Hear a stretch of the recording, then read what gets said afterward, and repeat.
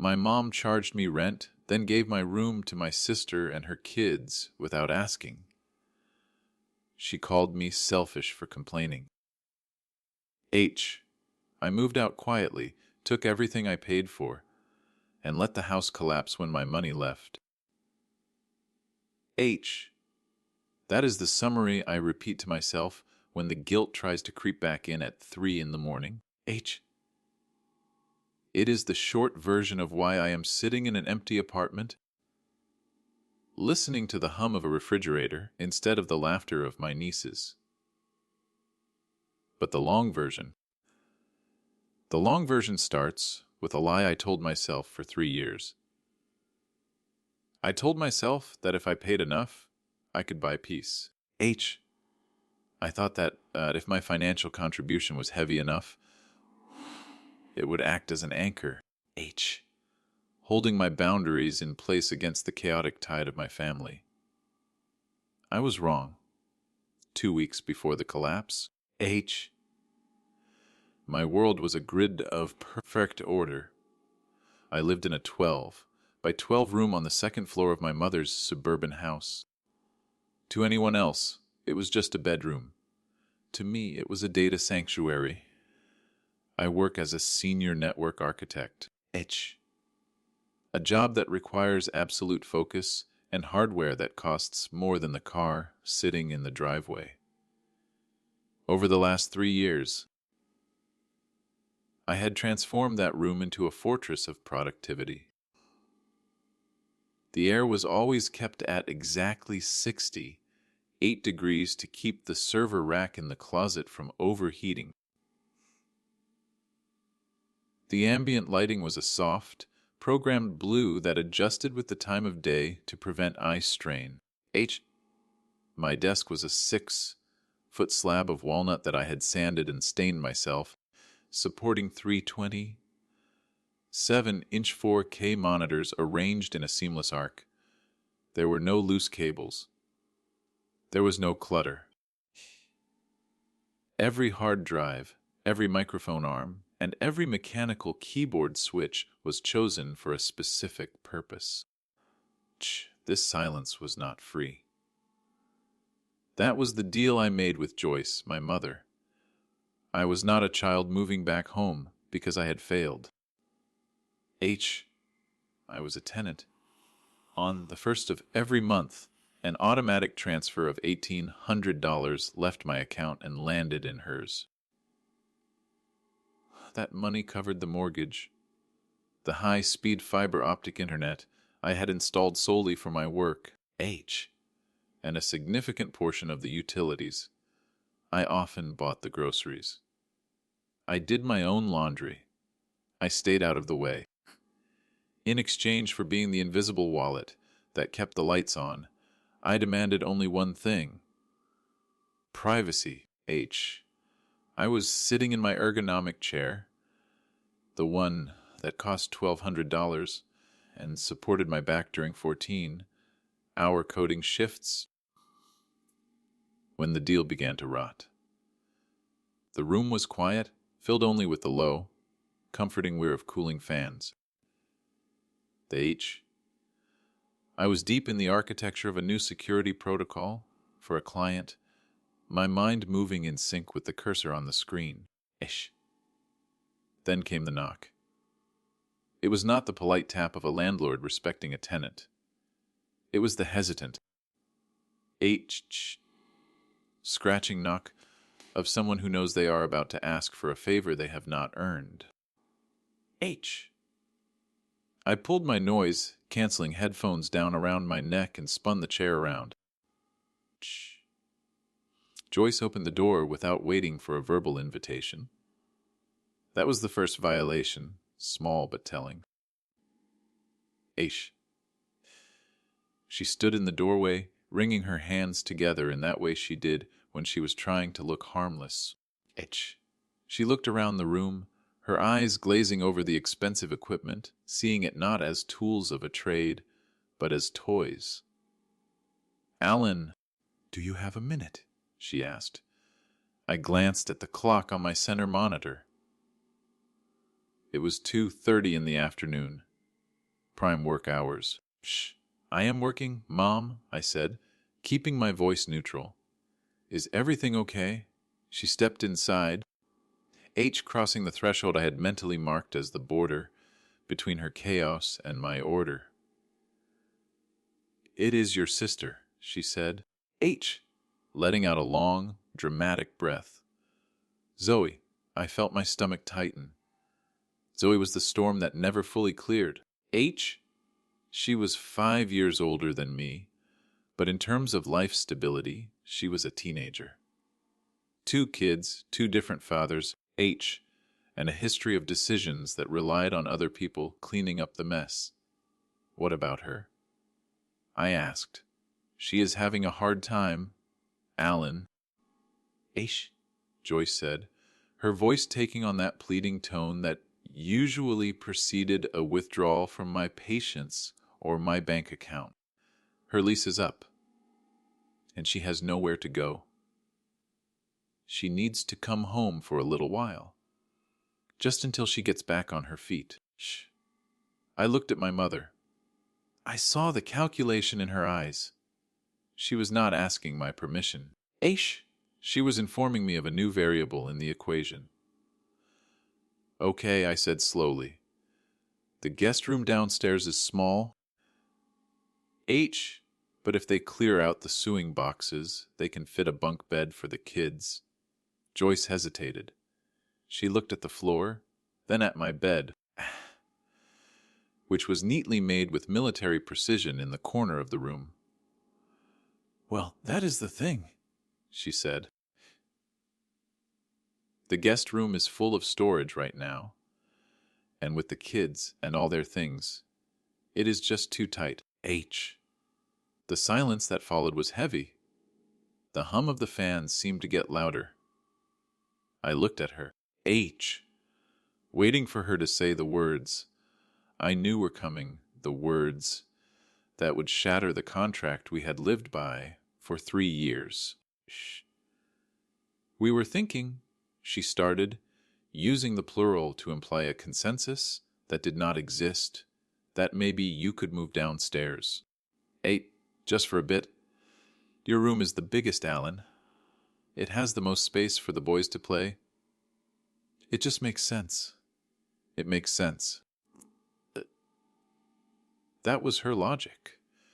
It made sense to displace the person paying the bills to accommodate the person who contributed nothing but noise. H. Mom, this is my office, I said, my voice hardening. I cannot just move downstairs. My setup is hardwired here. The internet drop is in this closet. I pay rent for this specific room. Joyce waved her hand dismissively. H, as if I were complaining about the color of the curtains. You can work from anywhere, she said. You have a laptop, do you not? H. It is just typing, Alan. You can sit at the kitchen table. It would be nice for you to be around the family more anyway. There it was. H. The lie. She did not see my career as a career. She saw it as a hobby that luckily produced money. H. She did not see my rent as a payment for a service. She saw it as a tribute I owed her for existing. I looked at the server rack. H. I looked at the 3 monitors displaying complex code that paid for the roof over her head. I realized then that to her, none of this was real.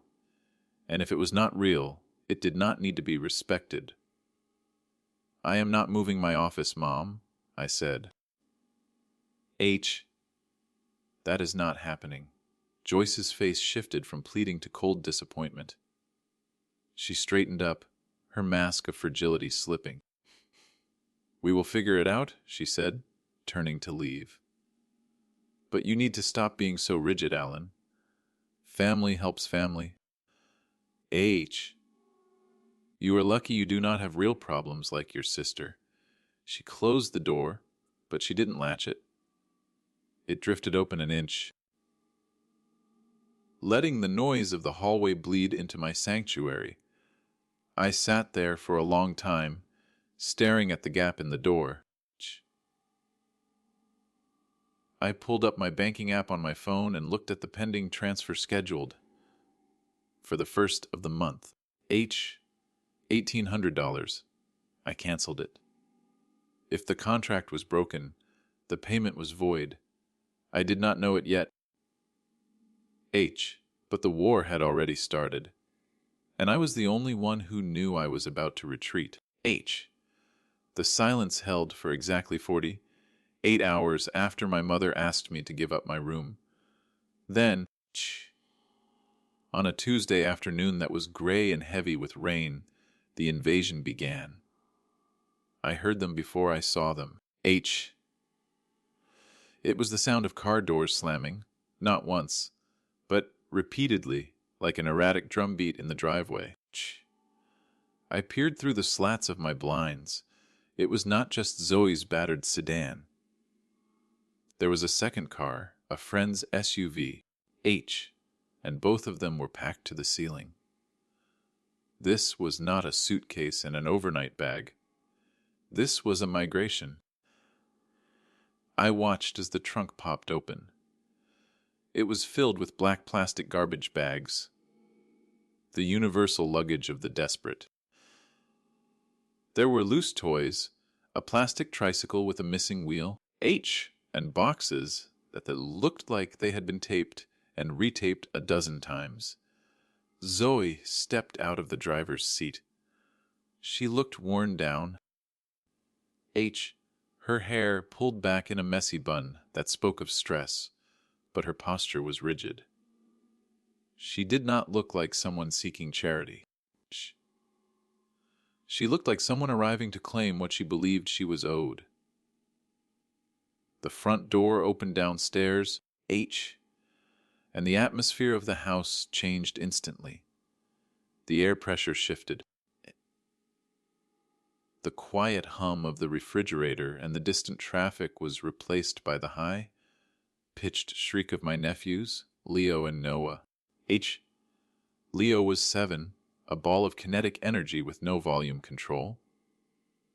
Noah was 4, a shadow that grabbed at everything within reach. I retreated from the window and sat back down at my desk. I put my headphones on. Selected a white noise playlist designed for deep focus, and tried to pretend that the floorboards were not vibrating beneath my feet. It did not work. My job requires a specific kind of mental state. I build digital architectures. I hold complex maps of servers and security protocols in my head. If that map is disrupted, the whole structure collapses, and I have to start over. An hour into the invasion, the disruptions were constant. Thud, thud, thud. The boys were running up and down the hallway outside my door. The wood floors, which I had offered to pay to have carpeted last year solely to dampen sound, acted as an amplifier. Every footstep was a hammer blow to my concentration. I tried to ignore it. I told myself it was just the excitement of arrival. They would settle down. They had to settle down. By 6 o'clock, hunger drove me out of my fortress. I unlocked my door. I always kept it locked, a habit that Joyce called paranoid and I called prudent, and stepped into the hallway. A toy fire truck lay on its side at the top of the stairs, a plastic trap waiting for an ankle. I stepped over it and went down to the kitchen. The kitchen was the heart of the house, and it had gone into cardiac arrest. There were bags on the counters. A gallon of milk had been left out, sweating on the granite. Zoe was leaning against the island, scrolling through her phone, while the boys chased each other around the dining table. Joyce was at the stove, cooking a meal that smelled like comfort and enablement. Alan, Joyce said, her voice bright and forced, Come say hello to your sister. Shh. Zoe looked up. Her eyes scanned me, lingering on my clean shirt and the expensive watch on my wrist. Hey, she said. Hey, Zoe, I replied. I kept my tone even. Long drive. She shrugged. Long enough. The traffic was a nightmare. I walked over to the refrigerator. I had done a grocery run 2 days ago. I had bought high-protein yogurts, pre-made salads for lunch, and a specific brand of cold brew coffee that kept me fueled during long sprints. I opened the door and stared. The shelf was empty. My yogurts were gone. The cold brew was sitting on the counter, half empty, with the cap off. I looked at the trash can. The empty containers of my lunch salads were sitting on top of the pile. I felt a sharp spike of irritation in my chest. It was not about the money. It was about the principle.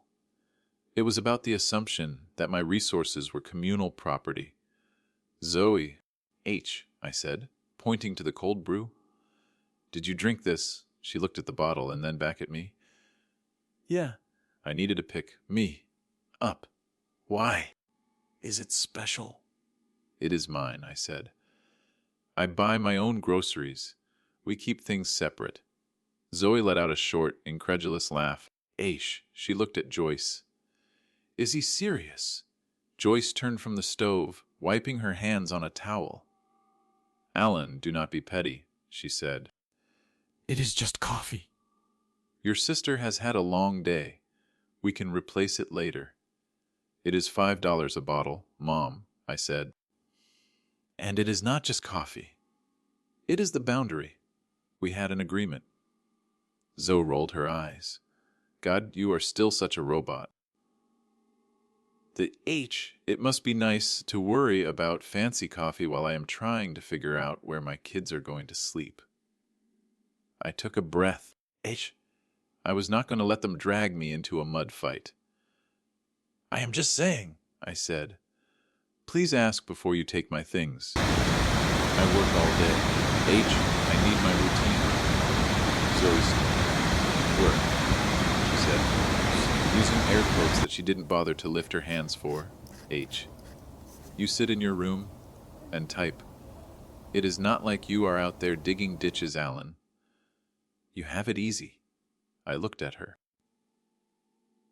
I looked at the chaos she had brought into the ordered world I paid to maintain. I looked at Joyce,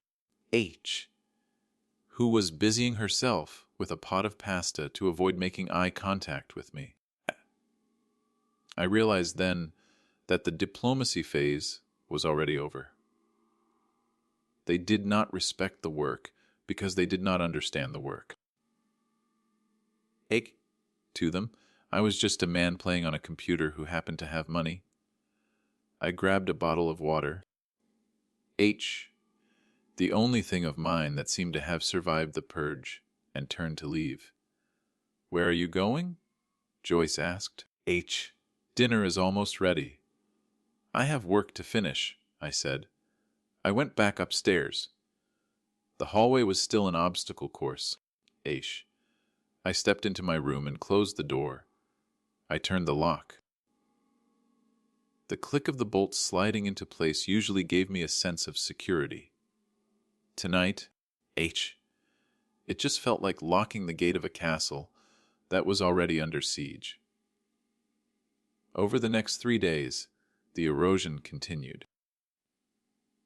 It was a slow, grinding process. I would wake up to find the bathroom I shared with the upper floor wrecked, wet towels on the floor, toothpaste in the sink, the toilet seat left up. I would find my shoes, which I left by the front door, kicked into a corner to make room for a pile of the kids' backpacks. But the worst part was the handle. 3 times in 2 days, I sat at my desk and watched the doorknob to my office jiggle. Someone was trying to get in. Not knocking. just trying the handle to see if it would turn. When I confronted Joyce about it on the third morning, she waved me off. "The boys are just curious, Alan," she said, pouring sugar into her coffee. "They want to see what is in the big room. They are children. You cannot expect them to understand your little rules immediately. It is an adjustment period. You need to be patient." Patient. That was the word she used to demand surrender. I did not argue with her. I did not raise my voice. I simply went back upstairs. Verified that my door was locked and put my wallet in my pocket. I needed to get out of the house. I needed to see someone who understood that a contract was a contract, and that family was not a valid excuse for theft. I grabbed my keys and headed for the door.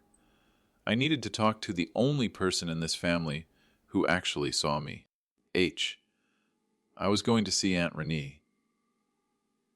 The drive back from Aunt Renee's house took 20 minutes. But my heart rate did not drop the entire time. Renee had told me what I needed to hear. She told me that I was not crazy.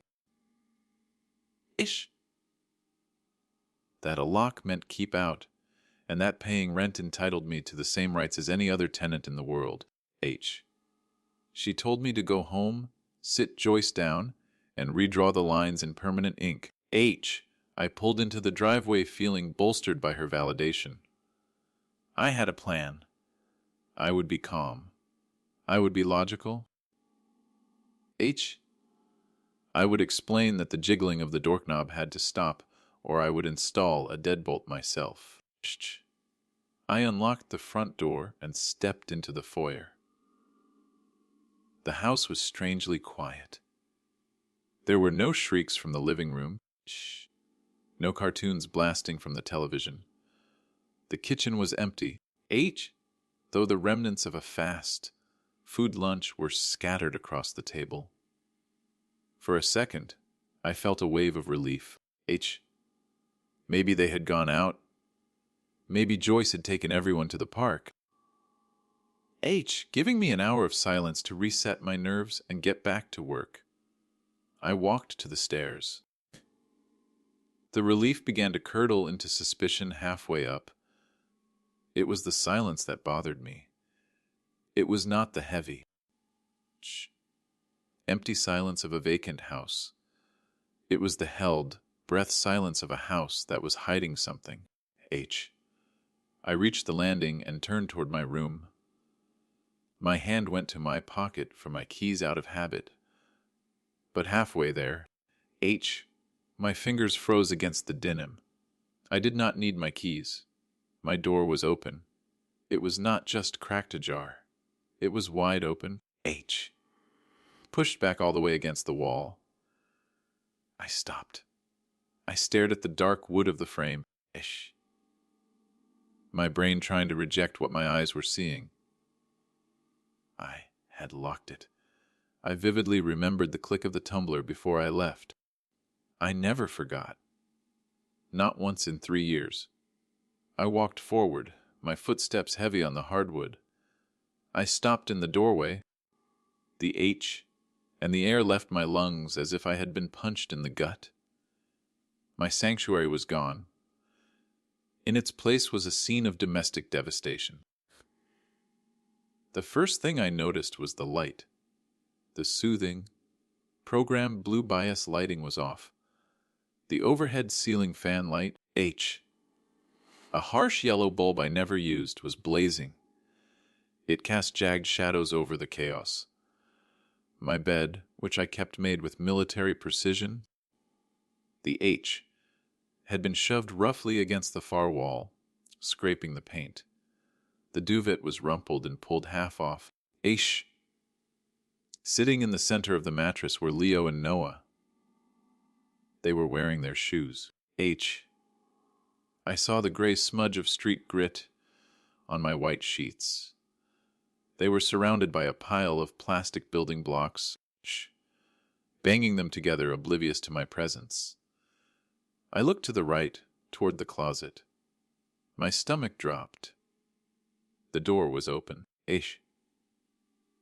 The server rack, the beating heart of my professional life, was dark. The hum of the cooling fans was gone. The silence was deafening.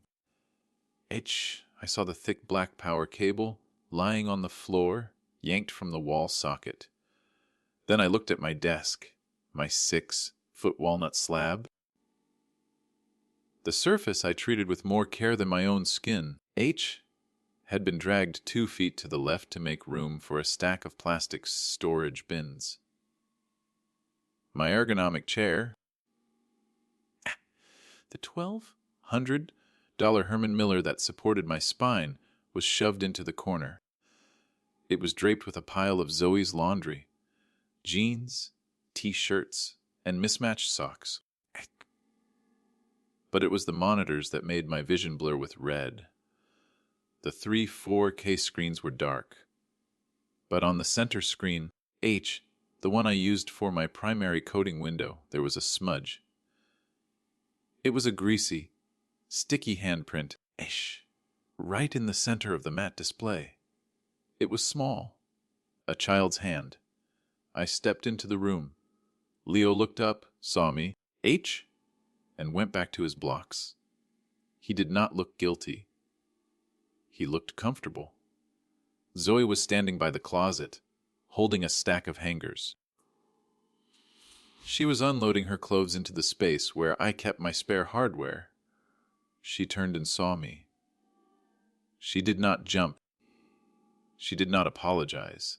She just blew a strand of hair out of her face. "Oh, you are back," she said. Her voice was casual, bored, even. I stood there, vibrating. My hands were clenched so hard my fingernails were digging into my palms. I tried to speak, but the words were stuck behind a wall of pure shock. Zoe, I finally managed to say. My voice sounded strange, hollow and scraping. What are you doing? She gestured around the room with a hanger. Mom said it was okay.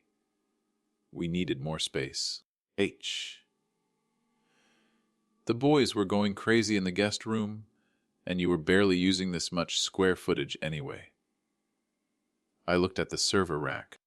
It was unplugged, hard shutdown, no safety protocol. I could have lost data. I could have corrupted the client build I had been working on for 3 weeks. You unplugged my server, I said.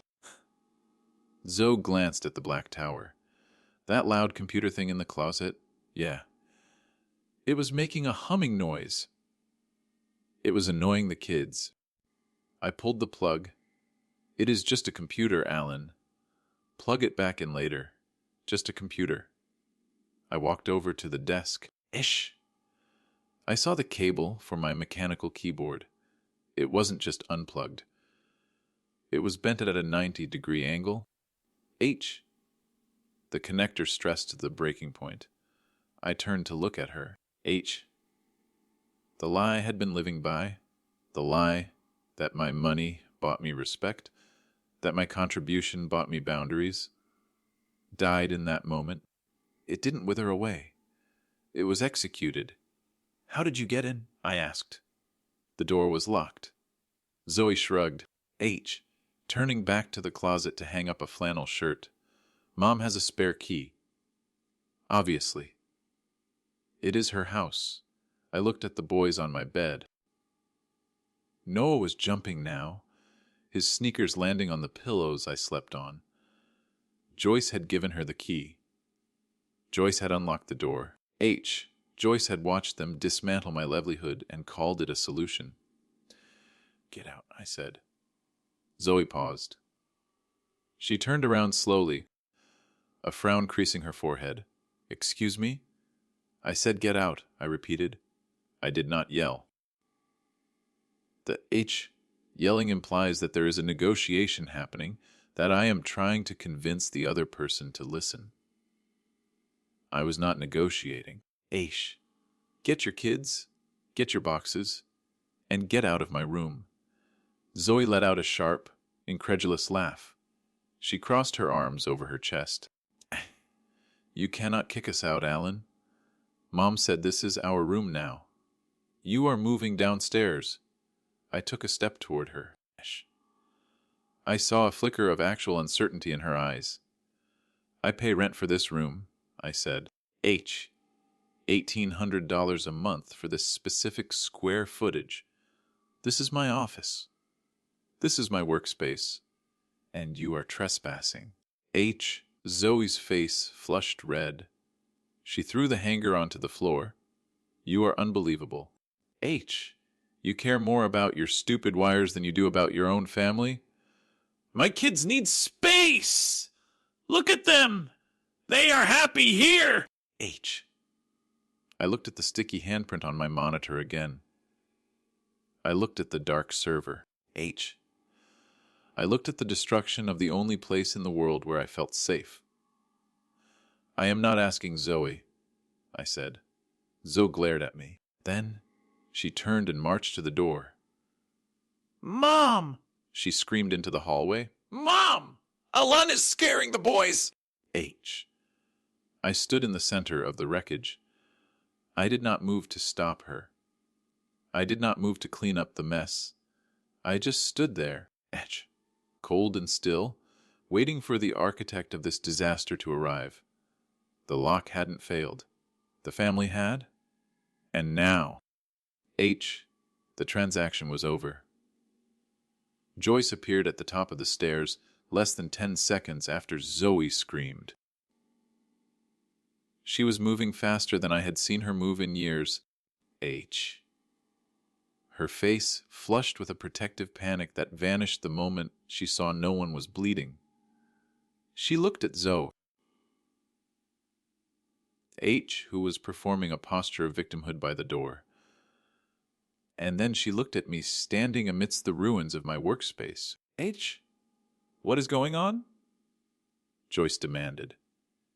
Her voice was sharp, cutting through the heavy silence of the room. Why are you shouting at your sister? I am not shouting, I said.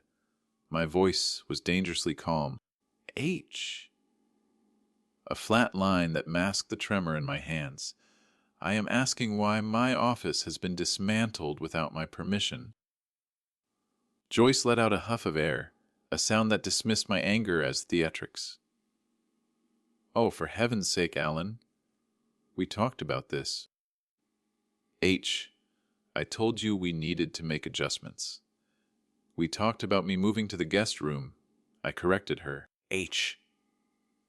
We did not talk about Zoe breaking into my locked room, unplugging my servers, and letting her children treat $3,000 worth of equipment like a jungle gym. Zoe stepped and then, seizing the opening. See, she said, gesturing at me. He cares more about the money. He is obsessed with it. I am trying to settle the boys in and he comes barging in here, acting like I am robbing the place. You are robbing the place, I said, looking at her. You took my space. You took my quiet. And you drank my coffee. Joyce stepped between us, holding up her hands. Enough, she said. Both of you. Downstairs. Now, we are not doing this in front of the children. She ushered us out of the room like we were both teenagers who had been caught fighting over the remote control. I walked down the stairs, feeling a strange sense of detachment settling over me. I knew, with absolute certainty, that what was about to happen in the living room would determine the rest of my life. We sat in the living room. Joyce sat in her favorite armchair, the floral one near the window. Zoe flopped onto the sofa, crossing her arms and staring at the ceiling. I remained standing. I did not want to sit. Sitting felt like accepting their authority. Sit down, Alan, Joyce said, rubbing her temples. You are making me nervous hovering like that. I stayed where I was. I want to know the plan, I said. When is my stuff going back into my room?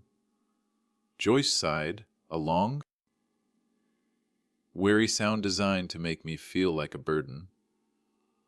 Alan, look at the reality here. Zoe is going to be with us for a while. The guest room is simply too small for 3 people. It is a fire hazard. So the solution is to take the room I pay for. I asked. You are helping your family, Joyce said, her voice dropping to a tone of disappointed lecture. Why does everything have to be a transaction with you? You pay rent, yes. I appreciate that. But this is a home, not a hotel. You do not get to mark off territory and say no one else can touch it. I pay $1,800 a month, Mom, I said. That is not a contribution to the jar. That is market rate for a 1-bedroom apartment in this town. If I was paying that to a landlord, he would not be allowed to move my bed because his daughter needed a place to crash. Joyce's eyes narrowed. I am not a landlord, Alan. I am your mother, and Zoe is your sister. She is going through a crisis. Where is your heart? You are standing there counting pennies while she is trying to rebuild her life. It is not about pennies, I said. It is about my job. I cannot work from the kitchen table. I have meetings. I have security protocols. I need a door that locks. Zoe laughed from the couch. It was a harsh, dismissive sound. Oh, please. You are not the president. You write code. You can do that with headphones on. You just do not want to be inconvenienced. I looked at Zoe. She genuinely believed that. She believed my need for professional boundaries was just a personality flaw, a symptom of being selfish. It is pointless, I realized. The thought washed over me like cold water. I could explain the technical requirements of my job for hours. I could show them the bank statements. I could draw a diagram of fair usage. It would not matter. To them, my needs were flexible because I was single and childless. Zoe's needs were absolute because she was a mother in distress. Joyce looked up at me, sensing that I was wavering, though she misread my silence for submission. Listen, Alan, she said. Her voice softening into a manipulative, gentle coo. It is just for a few months. You can take the guest room. We will move the sewing stuff out tomorrow. You can set up a little desk in the corner. It will be cozy. You will save money, too. Since you are not in the big room, you can pay a little less. Maybe $1,500 instead of $1,800. She thought she was offering a compromise. She was actually offering an insult. She was devaluing my space, my privacy, and my dignity for a $300 discount. And what about my equipment? I asked. The servers? The monitors. Leave them in the closet? Zoe said. The boys will not touch them if you stop making a big deal out of it. We just need the floor space. I looked at Joyce. Is this the decision? I asked. I am out of the room. Joyce nodded. Looking relieved that the fight seemed to be ending. It is the only thing that makes sense, Alan. You have to be the bigger person here. The bigger person. The code word for the person who is expected to take the loss without complaining. I looked at the living room. I looked at the family photos on the mantel. I was in half of them, usually standing in the back, smiling politely. I realized I had always been in the back. I had always been the funding source, the stabilizer, The one who didn't cause problems. H. Because I didn't cause problems, I didn't matter. I took a deep breath. H. The anger that had been burning in my chest since I walked in the door suddenly evaporated, leaving behind a cold, hard resolve. I looked at Joyce. I looked at Zoe. I saw them for what they were. They were not family. They were bad roommates who had just violated the lease. Fine, I said. Joyce blinked, surprised by the sudden capitulation. Fine, fine. I repeated, I will move to the guest room. Joyce smiled, clapping her hands together once. See, I knew you would understand. Thank you, H. Allen. Really. This is a huge weight off my shoulders. Zoe just grunted, pulling out her phone. About time, she muttered. I turned and walked away. I did not stump. I did not slam a door. I walked to the guest room, H, a cramped 10 by 10 box filled with boxes of old holiday decorations and a smell of stale dust. H. I sat down on the edge of the twin mattress that smelled of mildew. I could hear them in the kitchen, their voices light and happy. Joyce was asking Zoe what she wanted for dinner. They were celebrating their victory. They thought they had won. H. They thought they had bullied me back into my box. They were wrong. I pulled my phone out of my pocket. I did not open my email. H. I did not open social media. I opened a real estate app. I typed in the search bar. 1 bedroom. Immediate availability. H. I was not moving to the guest room to live. I was moving to the guest room to stage my exit. The lease was broken. H. The rent was canceled. And the tenant was leaving. The next 5 days were not lived. They were executed. H. I adopted a pattern of behavior designed to bore my family into inattention. I woke up early. H. Made coffee in the kitchen before anyone else was awake and left the house by 7:30. To Joyce and Zoe. H. This looked like the sulking of a defeated man. They thought I was fleeing to a coffee shop to escape the noise, driven out by my new cramped quarters in the guest room. They were half right. I was fleeing, but I was not sulking. I was hunting. I set up a temporary command post in a Starbucks 3 miles away. My laptop, usually running complex network diagnostics, H, was now dedicated to one tab, Zillow. I did not filter by price. I filtered by availability. I needed a place that was vacant, clean, H, and ready for immediate occupancy. I did not care about the view. I did not care about the school district.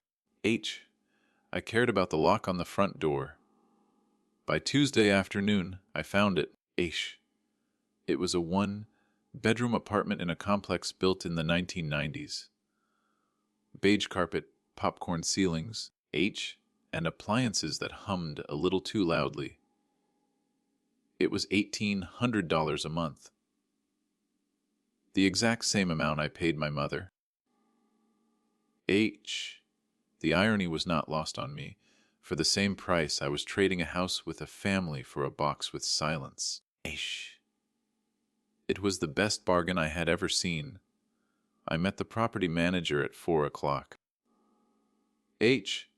He was a tired man who smelled of cigarettes and indifference. He did not ask why I needed a place so quickly. H. He just checked my credit score, saw the number 810, and handed me a lease. I signed it on the hood of his car. Shh. When he dropped the keys into my palm, the cold metal felt heavier than it looked. It felt like a weapon. Now came the extraction. H. I could not simply pack a moving truck. If Joyce saw me boxing up the big items, H, she would launch a guilt offensive that would drag on for hours. If Zoe saw me taking the expensive hardware, she would claim I was stealing resources from the family room. I had to move the way water moves through a crack in a dam. Slowly, quietly, and then all at once. The operation began that night at 2 in the morning. I waited until the house was dead silent. The only sound was the refrigerator cycling on and off, and the occasional snore from the living room, where Zoe had fallen asleep watching television. I crept out of the guest room, dressed in sweatpants and socks to dampen my footsteps. I went up the stairs, skipping the third step that always creaked. My office, their playroom, was a disaster zone of shadows. I navigated around the Lego minefield by memory. I went straight to the closet. The server rack was heavy. A black tower of steel and circuitry. I could not move the whole unit alone without making noise. I had to dismantle it. I pulled the hard drives first. These were the brain of my operation. I wrapped them in my winter hoodies and placed them gently into a duffel bag. Then came the graphics cards. Unslotted with the precision of a surgeon. I packed the expensive microphones, the audio interface, and the mechanical keyboard. I carried the duffel bag downstairs, my heart hammering against my ribs like a trapped bird. Every shift of the bag, every rustle of fabric, sounded like a gunshot in the quiet house. I went out the side door, the one that led to the garage, and opened the trunk of my car. I nested the bag in the spare tire well and covered it with a blanket. I did this for 3 nights. On Wednesday, I took my reference books and my file box. On Thursday, I took my clothes. I did not take everything. I left the old tee, shirts, and the jeans with holes in them in the guest room drawers. I wanted the room to look occupied. If Zoe opened a drawer and saw it empty, the alarm would sound. If she saw a stack of shirts, she would assume I was still there, just out for the day. By Friday, the guest room was a hollow shell disguised as a bedroom. My car was riding low on its suspension, packed with the vital organs of my life. The final phase was the administrative severance. I sat in my car in the Starbucks parking lot on Friday afternoon. I had the customer service number for the internet service provider dialed on my phone. My thumb hovered over the call button. This was the point of no return. Once I did this, the clock started ticking. I pressed call. The representative was cheerful. I told him I was moving. I gave him the new address and the service at the current address. He asked, "Should we disconnect it?" I hesitated for a fraction of a second. I thought about the boys trying to watch their cartoons. I thought about Zoe scrolling through social media. Then I thought about the sticky handprint on my monitor. "Transfer it," I said. "I want the service at the old address to terminate at 8 in the morning on Saturday." "That is when the new service should go live." "Don't," he said. I hung up. I opened my banking app next. I went to the recurring transfers tab. There it was. Joyce. House. $1,800. Scheduled for the 1st. I hit cancel. Then I went to the grocery delivery app. I unlinked my credit card and removed my profile from the family share. I sat there for a moment, watching the traffic go by on the main road. I felt a strange sensation in my chest. It wasn't joy. It wasn't sadness. It was the feeling of a diver cutting the weight belt. I was lighter, but I was also untethered, drifting in the open ocean. Ish. I drove back to the house one last time. I parked in the driveway. I walked inside. Zoe was in the kitchen.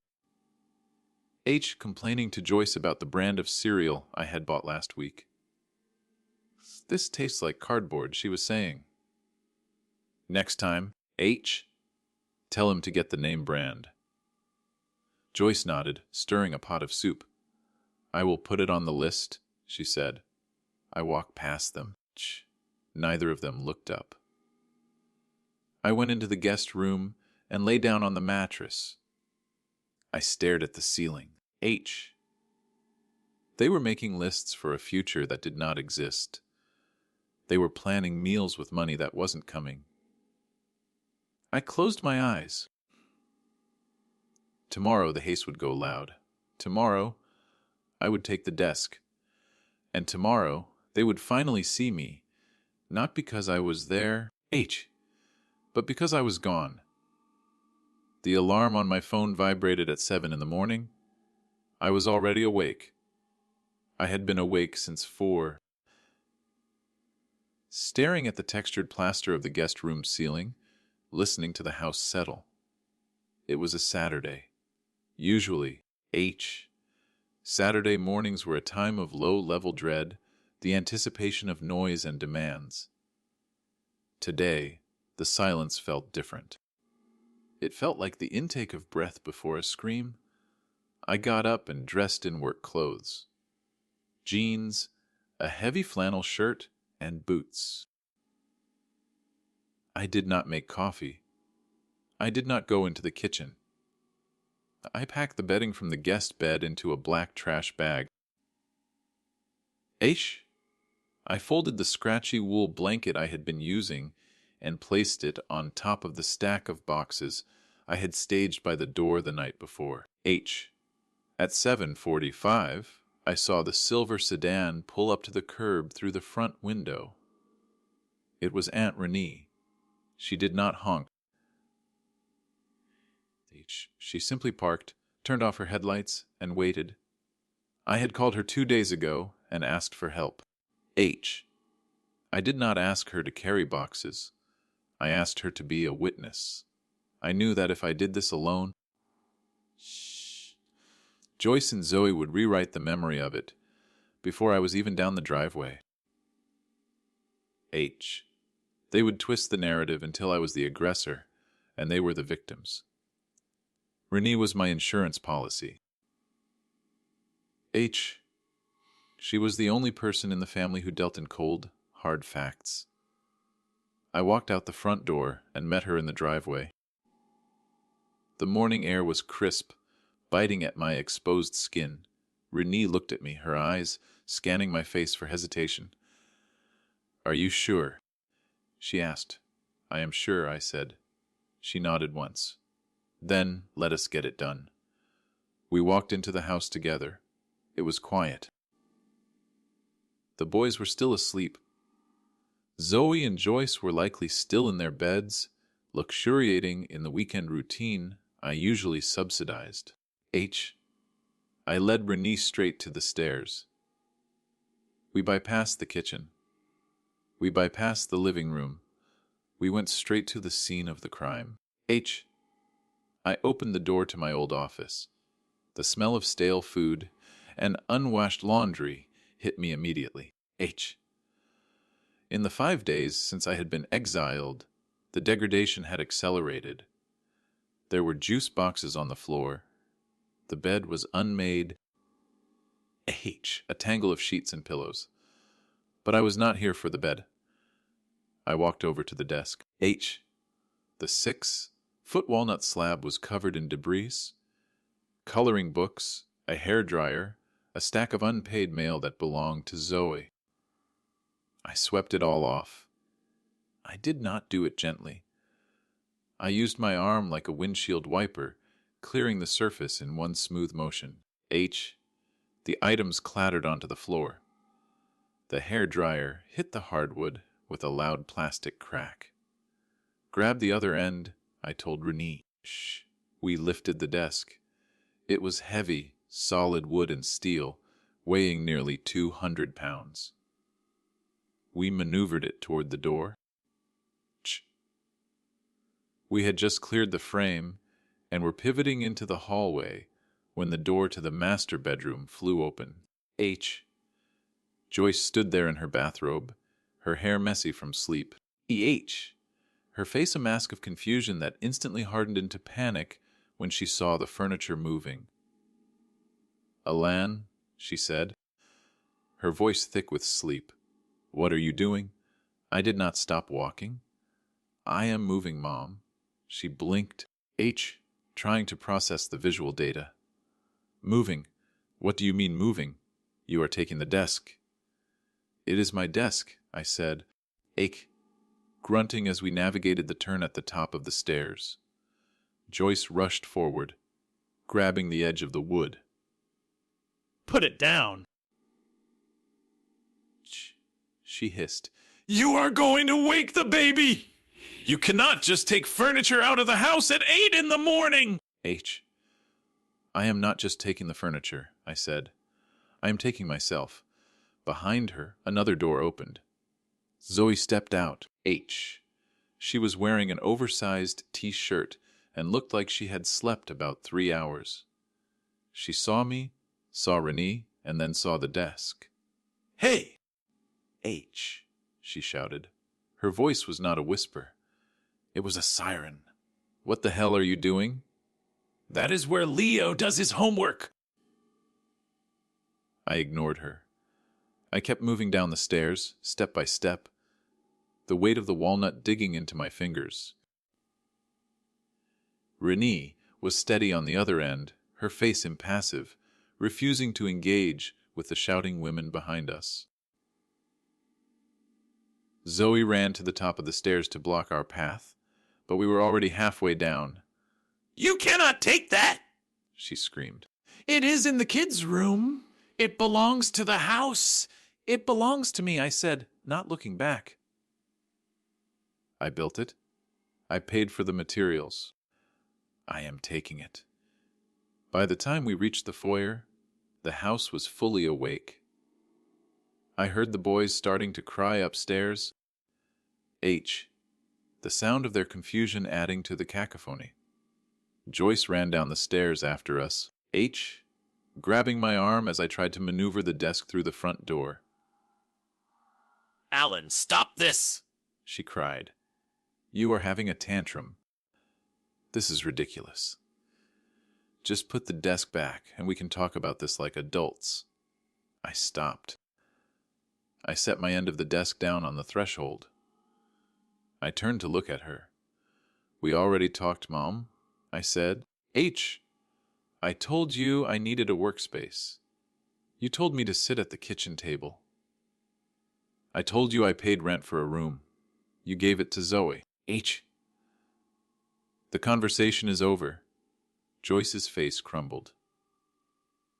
She went from anger to the weeping victim in the span of a heartbeat. She clutched the lapels of her robe. You are abandoning us, she sobbed. You are leaving your family when we need you the most. How can you be so selfish? Zoe has nowhere else to go. I cannot pay the bills on my own. You know that. I looked at her. I saw the tears, and for a second, the ghost rose up in my chest. It was that old, familiar instinct, trained into me since childhood. The instinct to fix it. The instinct to pull out my wallet and smooth over the rough edges of reality so my mother wouldn't have to feel pain.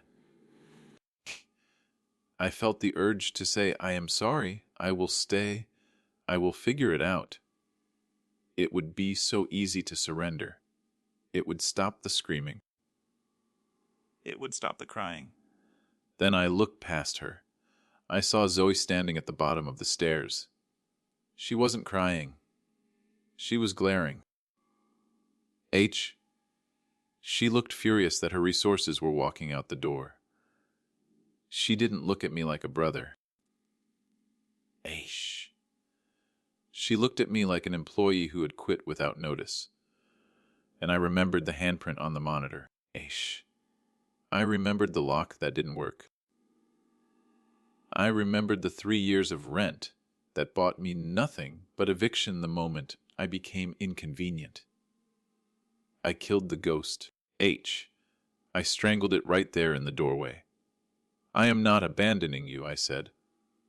My voice was cold, steady, and loud enough to be heard over the crying children upstairs.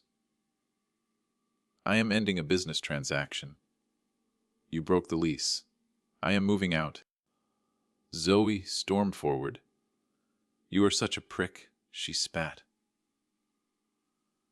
You think because you have money you can just do whatever you want. You are going to leave Mom with all the bills. What about the internet? What about the food? I looked at Zoe. You are an adult, Zoe. Shh. Figure it out. Renee shifted the desk. Let us go, Alan, she said sharply. We picked up the desk and walked out onto the porch. The morning sun hit my face. It was blindingly bright. We carried the desk to the trailer Renee had attached to her car. We strapped it down in silence while Joyce and Zoe stood in the open doorway. A tableau of outrage and disbelief. I went back in for the boxes. I did not ask permission. I walked past my mother, who was now leaning against the doorframe, sobbing loudly into her hands. I walked past Zoe, who was muttering curses under her breath. I went to the guest room, grabbed the stack of boxes, and carried them out. On my second trip, Joyce tried one last tactic. She grabbed my sleeve, her grip tight and desperate. Alan, please, she whispered. If you leave like this, do not expect to come back. If you walk out that door, you are done. I looked down at her hand on my arm. It was a threat. She was threatening me with exile, thinking it was a punishment. She didn't realize she was threatening me with freedom. I know, I said. I pulled my arm away. I walked out the door. I put the last box in the back seat of my car. Zoe yelled from the porch. Don't come crawling back when you get lonely, Alan! We don't need you! I got into the driver's seat. The sound of the latch clicking shut was the most satisfying sound I had ever heard. It sealed the cabin. It cut the volume of their screaming down to a muffled hum. I looked at Renee in the car ahead of me. She waved her hand out the window, signaling me to follow. I started the engine. I put the car in reverse. I backed out of the driveway, past the lawn I used to mow, past the window of the room that used to be mine. I saw Joyce standing in the driveway now, watching me go. She looked smaller than I remembered. She looked terrified. I didn't feel sad. I didn't feel angry. I felt a strange, hollow lightness in my chest, as if a heavy stone had been removed from my lungs. I took a deep breath. The air in the car smelled like dust and old upholstery, but to me, it smelled like oxygen. I shifted into drive and pulled away. I didn't look in the rearview mirror. I didn't need to see them fade into the distance. I knew they were still there, frozen in their outrage, waiting for a savior who wasn't coming back. The drive to the new apartment was silent. I didn't turn on the radio. I just listened to the hum of the tires on the asphalt. It was a steady, rhythmic sound. It sounded like the future. When we arrived at the apartment complex, the property manager was unlocking the main door. He looked at the trailer with the desk and nodded. Moving in? He asked. Yes, I said. I am moving in. We carried the desk up the stairs to the second floor. The apartment was empty, smelling of fresh paint and cheap carpet. It was quiet. There were no voices. There were no footsteps overhead. We set the desk down in the center of the living room. It looked out of place in the beige box, a piece of high-quality craftsmanship in a room designed for transients. But it was mine. Renee wiped her hands on her jeans. "You did good, kid," she said. "Thank you, Renee," I said. She looked at me for a long moment. "They are going to call you, you know. When the bills come due, they are going to call." "I know," I said. She nodded. "Don't answer." She left. I locked the door behind her. I stood in the middle of the empty room. I had no internet yet. I had no food in the fridge. I had no bed set up. I sat down on the floor, leaning my back against the leg of my desk. I closed my eyes and listened. I heard the refrigerator hum. I heard a car pass by outside. I heard the blood rushing in my own ears. I was alone. And for the first time in my life, being alone didn't feel like isolation. It felt like safety. The first 48 hours in my new apartment were a study in decompression. I slept on a mattress on the floor, because I had not yet bought a bed frame. But I slept better than I had in 3 years. There were no footsteps overhead. There were no sudden shrieks of children fighting over a toy. There was only the low, consistent hum of the refrigerator and the sound of my own breathing. I set up my desk on Sunday. I leveled the legs on the beige carpet, plugged in the surge protectors, and routed the cables with the same obsessive precision I had used in my old room. When I booted up the servers, the fans spun to life, filling the room with white noise that felt like a heartbeat returning to a body that had flatlined. The Monday morning arrived with the sharp clarity of a new era. I made coffee in a kitchen that contained only what I had put there. I sat down at my desk at 8 o'clock sharp. I was ready to work. Then my phone rang. It was Joyce. I stared at the screen. My stomach tightened, a phantom reflex from years of conditioning. I knew I should not answer. Renee had told me not to answer. Shh. But curiosity is a dangerous thing. I wanted to know if they had called to apologize. I wanted to know if the silence of the weekend had forced them to reflect on the empty space where their financial support used to be. I swiped answer and put the phone on speaker. "Hello," I said. "The internet is down." There was no hello. There was no "how are you doing?" Alan. There was no "are you settled in?" Just a statement of malfunction. "Good morning to you too, Mom," I said, leaning back in my chair. Alan, stop playing games, Joyce snapped. Her voice was tight, pitched high with stress. "The Wi-Fi is gone. The boys are trying to watch their shows, and the TV is not connecting. Zoe is trying to submit a resume, and she cannot get online."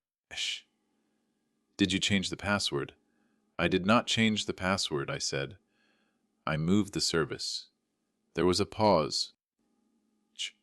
The kind of pause where the brain tries to compute a variable that does not fit the equation. "You what?" she asked. "I moved the service." I repeated calmly. "The internet account was in my name. I pay for it. When I moved to the new apartment, I transferred the account." The technician activated my line here on Saturday morning. "That means your line was deactivated at the same time." Silence stretched over the line, heavy and cold. You cut us off, she whispered. You actually cut us off? I did not cut you off, I said. I took what was mine. You are free to call the provider and open your own account. They can probably have someone out there by Wednesday. Wednesday, Joyce shouted. The volume spike made the speaker crackle. We cannot wait until Wednesday! Zoe needs the internet now! The kids are driving us crazy! How much is it? Just turn it back on! It is $120 a month for the gigabit package, I said. Plus the rental fee for the modem. You will need to provide a credit card. $120. She sounded horrified. We do not need gigabit! We just need it to work. Alan, you have to fix this. You cannot just leave us in the dark. I looked at my monitors. I looked at the green lights on my modem, blinking steadily, carrying the data that allowed me to earn the living she felt entitled to. I am not the tech support for a house I do not live in, Mom, I said. You wanted the room. You have the room. Now you have to pay for the utilities that go with it. I hung up. I sat there for a moment, waiting for the guilt to hit me. It didn't. Instead, I felt a grim sense of validation. She hadn't called to ask if I was safe. She called because the entertainment system wasn't working. The attacks escalated quickly after that. On Tuesday, the grocery delivery did not arrive at the house. I knew this because my phone lit up with a barrage of texts from Zoe.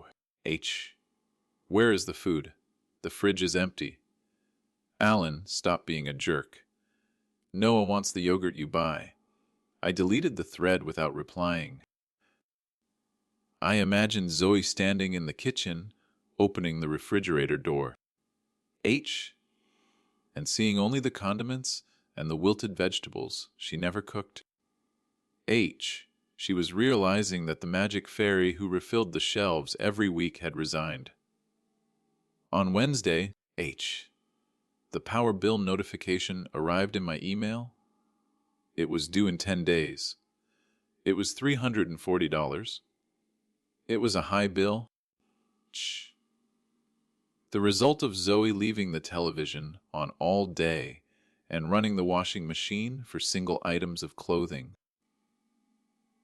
I forwarded the PDF to Joyce with a short note. This is the final bill for the period I lived there. Since I paid the rent for the full month, but was evicted halfway through. Hey, I am deducting my portion of this bill from the security deposit you never gave me. You will need to pay this directly. The response was immediate.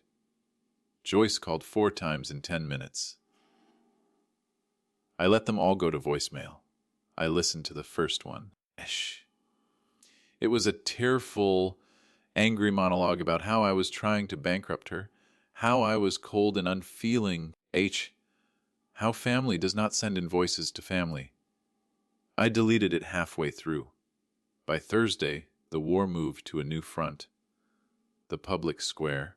I was working on a code deployment when a notification popped up on my personal tablet. It was a message from my cousin, Sarah. I hadn't spoken to Sarah in 2 years, mostly because she lived in another state and our lives didn't intersect. Hey, Alan. The message read. I just saw your mom's post. Is everything okay? She sounds really worried about you. I felt a cold prickle of dread on the back of my neck. I opened the social media app I rarely used. I navigated to Joyce's profile. There it was. Posted 2 hours ago. It was a picture of her and Zoe, sitting on the couch, looking tired and brave. The caption was a masterpiece of vague victimhood. My heart is broken today. You sacrifice everything for your children. Aish. You give them a home, you support them, you love them unconditionally, and in return, they abandon you when things get tough. H. I never thought I would see the day when my own son would walk out on his family during a crisis, leaving his sister and nephews with nothing. Please pray for us. We are trying to figure out how to keep the lights on. The comments were already piling up. Oh my God, Joyce, I am so sorry. Kids these days are so ungrateful. Stay strong, Mama. H. He will regret it one day. I scrolled through the comments. H. Feeling a heat rising in my face that had nothing to do with shame and everything to do with fury. She was controlling the narrative. H. She was painting me as the villain who fled a burning building, omitting the fact that she was the one who had lit the match. Then I saw a comment from my Aunt Martha, Joyce's other sister. I cannot believe Alan would do this. He always seemed so responsible. H, shame on him. That was the tipping point. I could handle their anger. I could handle their demands. But I could not handle the lie. H. I had spent 3 years being the responsible one. I had spent 3 years subsidizing their chaos with my labor. H. I would not let them destroy my reputation to cover their own incompetence. I opened my banking app. I went to the search function. H. I typed in Joyce. The list populated instantly. A long, scrolling column of green numbers. Transfer $1,800. Transfer $1,800. Transfer $1,800. I took a screenshot. Then I scrolled back a year. Screenshot. 2 years. Screenshot. Then I went to my photos. H. I found the picture I had taken the day I came home to find the invasion. The picture of my server rack unplugged. H. My monitor smeared with grease. My bed shoved into the corner, and Zoe's laundry draped over my chair. I opened a new post on my profile. I did not write a long, emotional essay. I did not call them names. I did not ask for pity. H. I just wrote the facts. I typed, I love my mother and my sister, but I will not allow them to lie about me. I lived at home for 3 years. I was not a guest. I was a tenant. I paid $1,800 a month in rent, plus internet, plus groceries.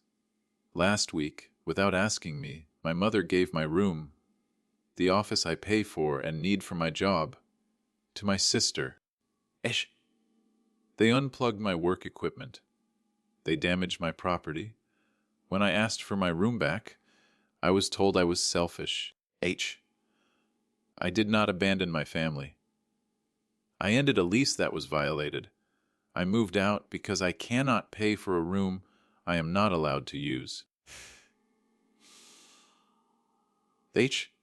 Attached are the rent receipts for the last 3 years and a photo of what they did to my office while I was out buying groceries for the house. I uploaded the screenshots. I uploaded the photo. I hit post. I set the phone down on the desk. My hands were shaking slightly. It was not fear. It was the adrenaline of dropping a bomb. I watched the screen. The first notification came in within 30 seconds.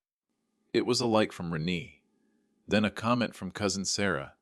Whoa, that is a lot of money. Then silence. I refreshed Joyce's page. Her post was still there, but the comments had stopped. People were seeing my post. They were doing the math. Aish. They were looking at the $1,800 leaving my account every single month and comparing it to Joyce's story of abandonment. 10 minutes later, Joyce's post disappeared. Deleted. She had realized that the sympathy train had just derailed. Aish, she couldn't play the martyr when the receipts showed she was the landlord. My phone rang again. It was Zoe. I stared at the screen. I knew what she was going to say. She was going to scream. She was going to call me petty. She was going to tell me I humiliated them. Esh. I didn't care. I pressed the button on the side of the phone that silenced the ringer. I turned the phone face down on the desk. The apartment was quiet again. The refrigerator hummed. The servers whirred. I took a deep breath, filling my lungs with the cool, conditioned air of a space that I paid for, a space that I controlled, a space that no one could take away from me. The war was over. I had dropped the nuke. Now, all I had to do was watch the dust settle. The silence in my apartment 1 month later was not empty. It was heavy with presence. It was the presence of my own choices, filling the room like the golden light of the late afternoon sun that slanted across my desk. I sat in my chair, the same $1,200 ergonomic masterpiece that had been buried under laundry just 30 days ago. Now, it stood in the center of a room that was entirely mine. The beige carpet was vacuumed. The walls were bare. Save for a single frame print of a circuit schematic I had bought for myself. The air was cool and smelled faintly of coffee and lemon polish. I looked at my monitors. The code on the screen was clean, elegant, and error-free. My productivity had not just returned to its previous levels, it had surpassed them. In the last 4 weeks, I had completed 2 major project milestones ahead of schedule. My boss had noticed. He had sent me an email yesterday praising my renewed focus. He did not know that the secret to my focus was simply the absence of chaos. My phone sat on the corner of the desk, face up. It no longer buzzed with demands for money or complaints about the internet speed. The notifications had stopped. The digital siege had broken the moment I posted the receipts. I picked up the phone, but not to call Joyce. I called Aunt Renee. We had developed a new ritual. Every Sunday, she would call me, not to ask for anything, but just to check in. She was the bridge to the land I had left behind, the reporter from the war zone. "How are things over there?" I asked. Taking a sip of my coffee. Renee sighed, the sound of a woman who was tired of watching a train wreck in slow motion. "Quiet," she said, finally. "Did she leave?" I asked. "She left on Tuesday," Renee said. "It turns out that without your rent money to buffer the grocery bills." Joyce started asking Zoe to contribute. Real contributions, Alan. Not just buying a pizza once a month. She wanted Zoe to pay 1/3 of the utilities. I let out a short, dry laugh. I could imagine how that conversation went. "Let me guess," I said. "Zoe called her selfish." Renee chuckled darkly. "She called her worse than that." She screamed that Joyce was choosing money over family. "It was the same script she used on you, Alan. She just changed the target." She packed up the boys and moved in with her boyfriend, the one she said she was never going back to. "And Mom?" I asked. The question came out softer than I intended. The anger was gone, replaced by a dull, distant ache. "She is hurt," Renee said. She is confused. She is sitting in a big, empty house with bills she cannot pay. wondering why everyone abandoned her. H. She still thinks she is the victim, Alan. H. She told me yesterday that she raised 2 children and neither of them loves her enough to stay. She does not understand, I said. I stayed for 3 years. I paid for the privilege of staying. She knows, Renee said. Deep down, she knows. But if she admits that H, she has to admit that she chose the wrong child to protect, and she is not strong enough to do that. Not yet. I nodded. Even though Renee could not see me. I realized then I could not save Joyce from her own narrative. I had tried to buy her safety, but you cannot buy safety for someone who keeps opening the door to the storm. We said our goodbyes, and I hung up. I opened my banking app. It was the first of the month. The automatic transfer for my rent had gone through yesterday. $1,800. But looking at the balance, I realized something strange. My savings account was higher than it had been in years. I did the math in my head. No extra groceries for 3 people. No covering the power spikes from the washing machine running all day. No emergency transfers to cover a forgotten bill. Living alone. In a place that cost exactly the same on paper, was actually saving me nearly $1,000 a month. I had been paying a premium for my own misery. I stood up and walked to the window. The view was nothing special. Just a parking lot and a row of trees that blocked the highway. But it was my view. I watched a car pull in. A man got out, carrying a bag of groceries. He walked to his door, unlocked it, and went inside. No one stopped him. No one asked him what was in the bag. I thought about the ghost. The old wound that said I had to be useful to be loved. The lie that said my value was calculated in dollars and cents. I looked back at my desk. The server rack in the closet was humming a steady, rhythmic sound that meant everything was working exactly as it should. The lights were green. The connections were stable. I realized that I was not just a network architect. I was the architect of my own life. I had built a firewall, and for the first time, it was holding. I sat back down in my chair. I put my headphones on. I selected a track of pure, deep silence. I closed my eyes and let the quiet wash over me. It was not lonely. It was not empty. It was expensive. It was hard-won, and it was worth every single penny. The end.